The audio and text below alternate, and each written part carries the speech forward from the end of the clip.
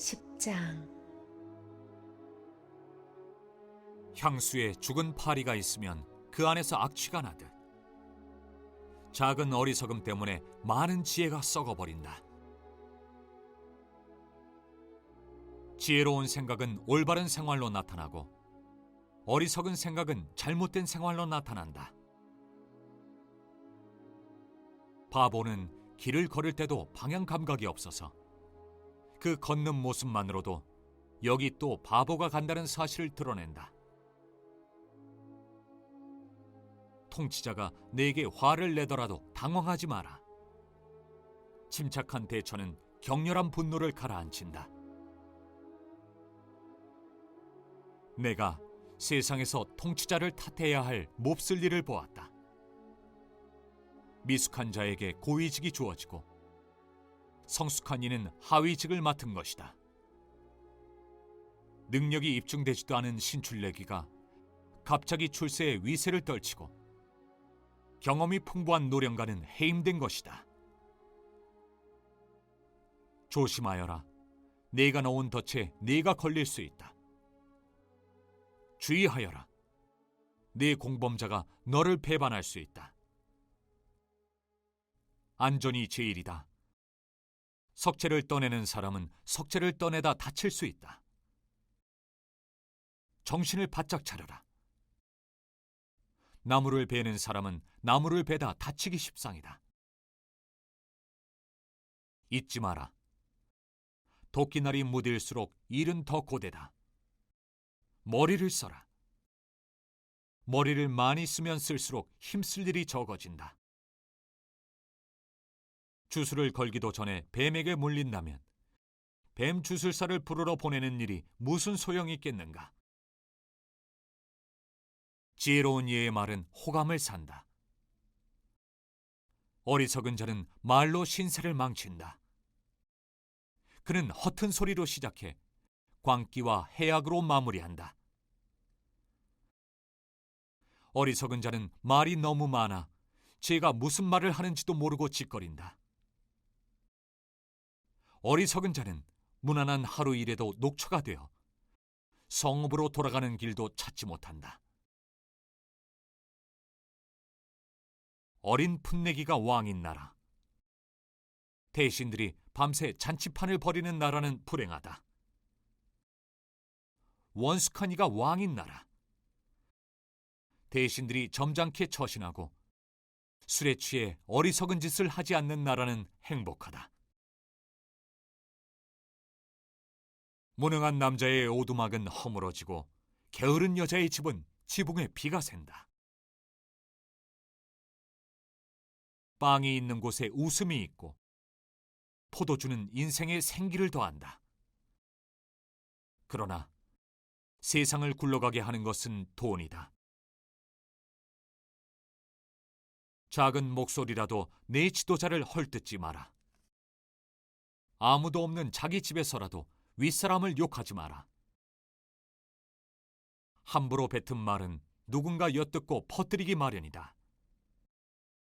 네 험담의 부스러기를 작은 새들이 사방팔방 전한다. 1절 4절 전도자는 지혜가 위협받을 수 있는 인간의 불확실한 세계를 고발하고 있습니다. 지혜가 비록 무기보다 강할지라도 작은 실수나 과오로 지혜의 힘이 발휘되지 못하기도 합니다. 때문에 전도자는 죄인 한 사람이 많은 선을 파괴할 수 있다고 9장 18절에서 우려했습니다. 여기에서 죄인은 어리석은 선택을 한 사람이죠. 지혜를 소유한 사람들조차도 때때로 실수하여 평생 쌓은 지혜를 한순간에 망가뜨릴 수 있습니다. 비록 지혜의 힘이 강하고 위대하더라도 그 지혜가 한순간에 망쳐질 수 있다는 것이죠. 그래서 전도자는 바른 선택을 할 것을 권하고 있습니다. 지혜의 위험함, 즉 인간의 지혜란 그렇게 부서지기 쉬운 것입니다. 지혜의 힘을 부인하는 것은 아니죠. 단지 지혜는 위대한 힘과 위약함이 동시에 존재하고 있음을 상기시키고 있습니다. 전도자는 이것을 1절 상반절에서 지혜를 죽은 파리가 실수로 빠져 못쓰게 된 값비싼 향유로 비유합니다.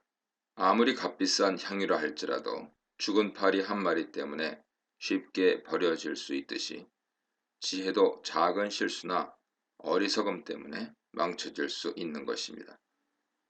2, 3절에서도 역시 지혜와 어리석음 사이의 바른 선택을, 4절 역시 신중함이라는 생활 지혜를 충고하는 데서 읽을 수 있듯이 2절로 4절 내용은 바른 선택할 것을 말하고 있습니다. 지혜자의 행동은 조심스럽고 성공적이고 도덕적으로 올바르다 하는 주제는 잠언에서 자주 발견되는 주제입니다. 그러므로 지혜로운 사람은 경계를 풀지 않고 바른 선택을 하는 사람이죠.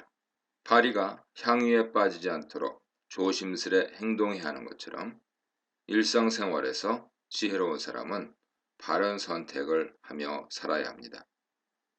5절 7절입니다.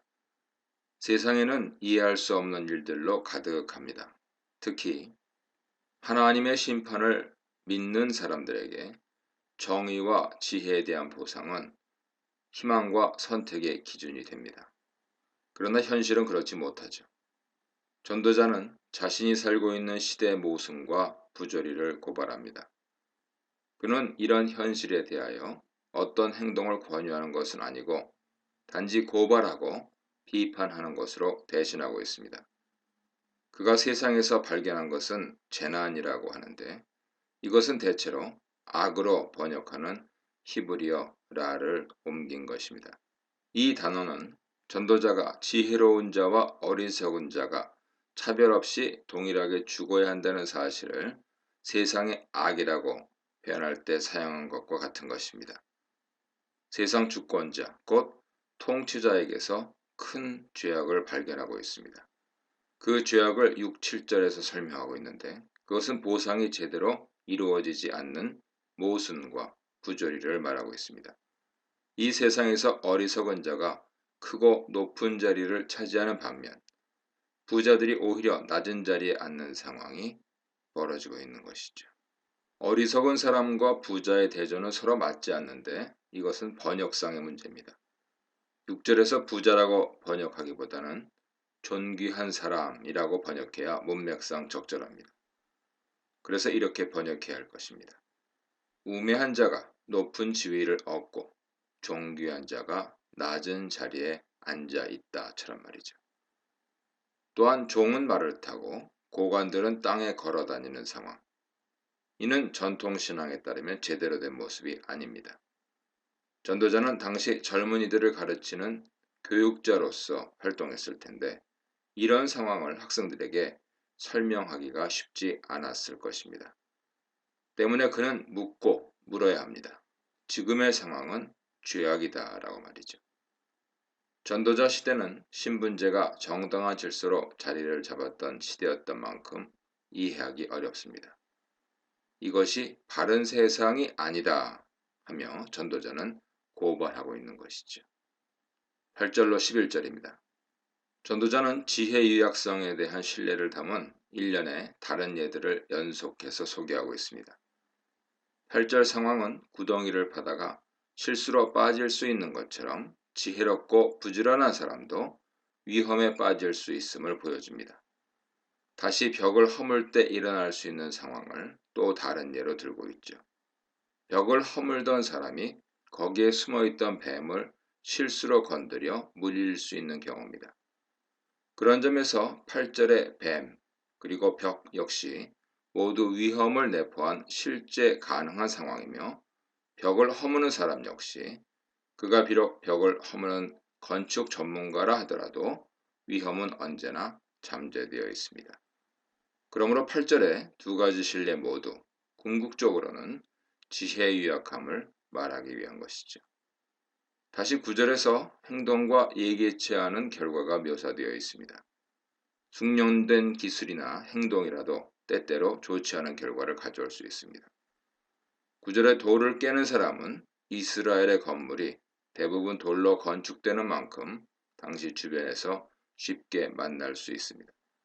숙련된 석공일지라도 자신이 다루는 그 돌로 인해 상처를 입을 수 있는 상황을 말하고 있는 것이죠. 장작을 팰 때 실수로 상해를 당할 수도 있습니다. 실제로 신명기 19장 5절 참조해 보세요. 이렇게 8, 9절은 자연과 일상에 대한 관찰, 경험에서 터득한 주변 세계 모습을 간결하고도 인상적으로 표현한 것으로서 전문가 즉 지혜자에게도 실수가 일어날 수 있고 또 위험에 처할 수 있음을 강조합니다. 지혜도 이처럼 위태로울 수 있다는 것이죠. 한편 11절은 뱀 주술에 관한 특이한 기술, 곧 지혜를 말하고 있습니다. 뱀 주술의 기술과 경험을 가진 사람일지라도 실수로 뱀에게서 해를 입을 수 있을 뿐만 아니라 그 기술을 사용할 시기를 놓치면 그 기술마저 불필요하다고 경고합니다. 11절 역시 어떤 전문가라 할지라도 실수나 실패를 할 수 있으며 자신의 전문성을 제때 살릴 수 없을 때는 무용지물이 될 수 있다는 메시지를 던지고 있습니다. 반대로 비록 독서라 할지라도 적절하게 다룰 수 있다면 결코 유해한 것이 아닌 것처럼 지혜 역시 잘 활용해야 한다 강조하는 것입니다. 이와 같은 상황들을 나열하는 것은 어떤 전문가에게도 잠재적인 위험이 있는 것처럼 지혜자라도 바른 선택과 긴장을 해야 한다 하는 것이죠. 전도자는 지혜의 힘을 잘 알고 있지만 역시 지혜의 허점도 말하고 싶어 합니다. 이 모든 언급들을 종합해 볼 때 전도자에게 있어서 지혜로운 사람은 조심스럽고 자만하지 않고 신중하고 바른 선택을 하는 사람이죠. 반대로 어리석은 사람은 모든 것을 갖추었으나 심지어 지혜를 얻었다 해도 작은 실수로 이마저도 놓치는 사람입니다. 지혜를 얻기 위해 평생 지혜를 추구했던 전도자. 그가 얻은 지혜로운 삶은 형이상학자이거나 고상한 철학을 기초로 일상을 벗어난 초인이나 도인의 것이 아닙니다.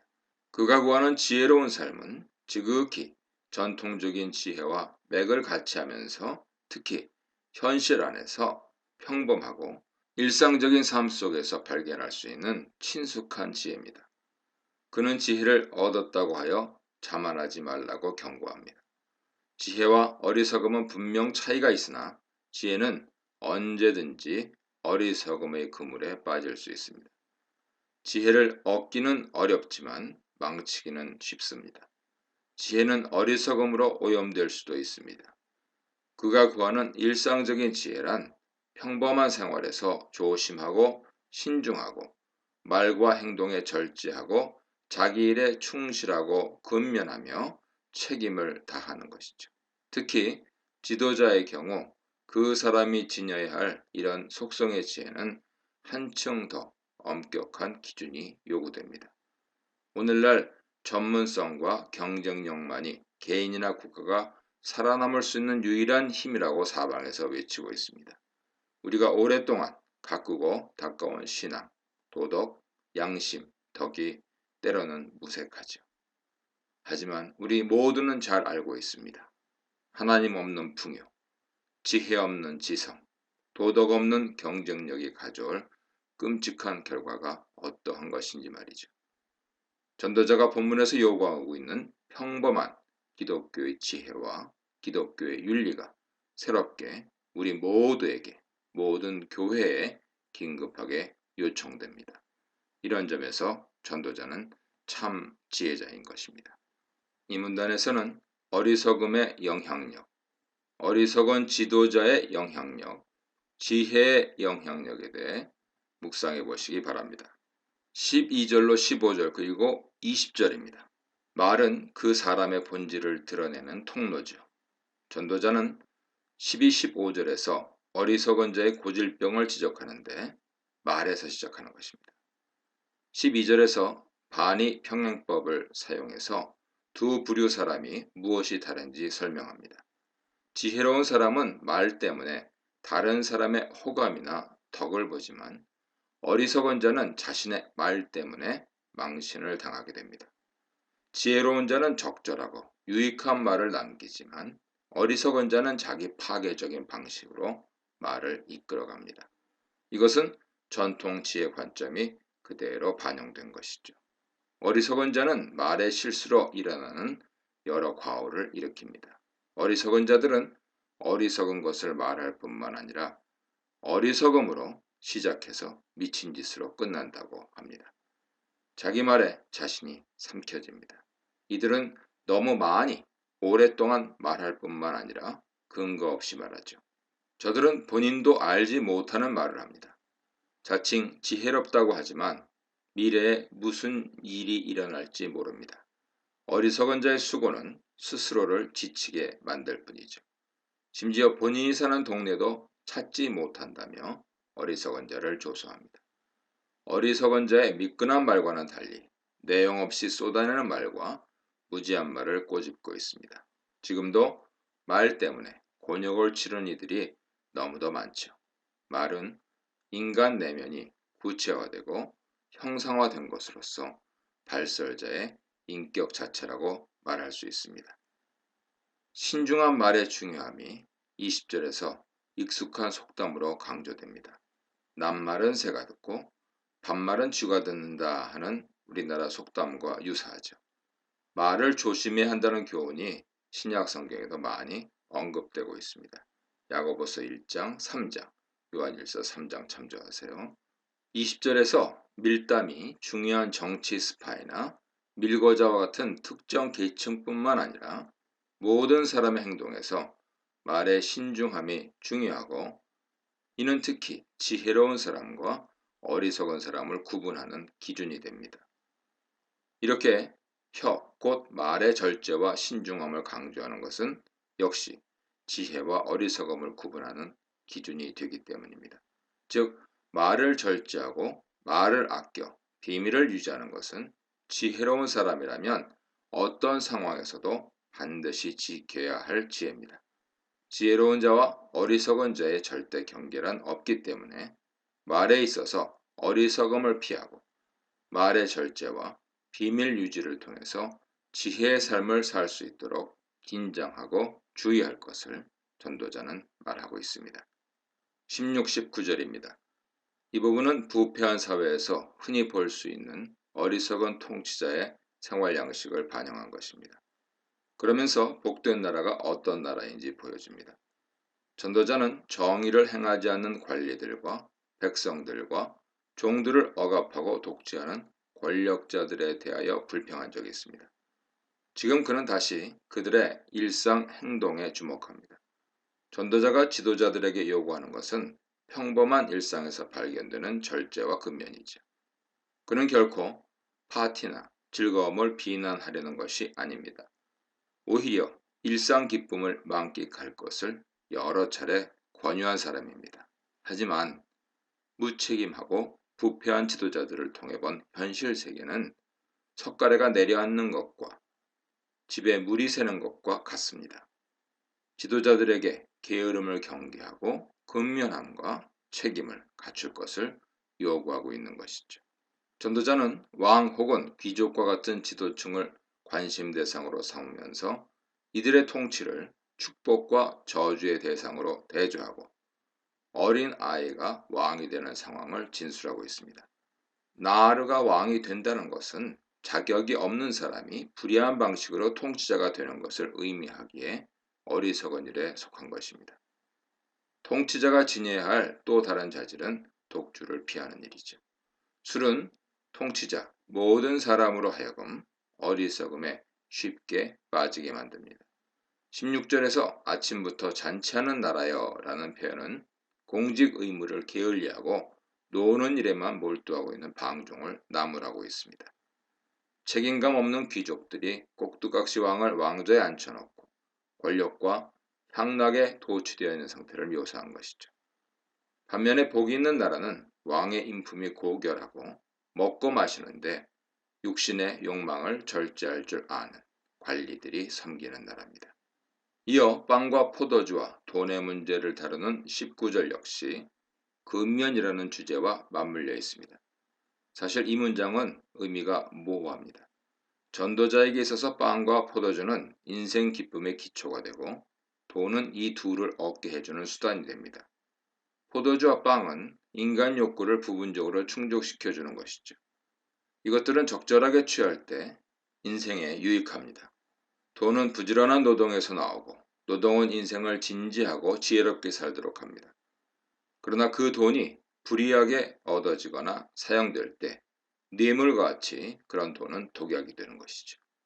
이 주제를 16, 17절과 연관 지을 때 이 단락은 전체적으로 절제야말로 지혜로운 사람의 특징이라는 측면으로 이해될 수가 있습니다.